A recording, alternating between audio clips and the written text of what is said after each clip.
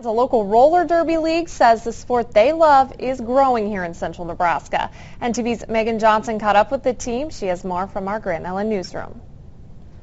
These women are workers, wives, and moms during most of the week, but once they lace up their skates, they're Platte Valley roller vixens, with winning on their minds. It's been nearly 4 years since the Platte Valley roller vixens first hit the roller derby track. We started our league in 2011.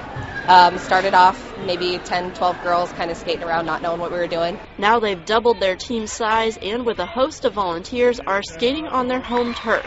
For what Steph Galloway says is a growing fan base. This is one of our first games that we've had since we've been here at the Swine Barn at Fauner Park that we've actually sold out. So it's definitely growing, bit by bit every year. Roller derby is actually America's fastest growing sport. You don't hear as much about it as you should.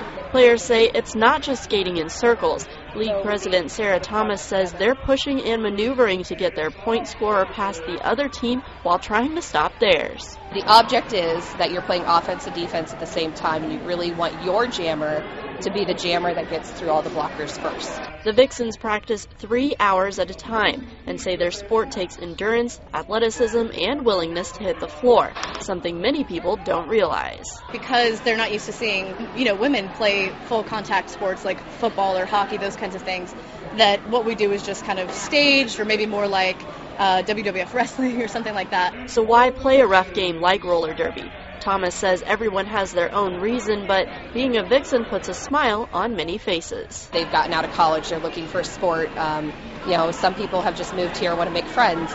Our referees, maybe they like the skating aspect, but they just don't want to play. Galloway calls the league an amazing community and says opposing teams are only opponents when they're on the track.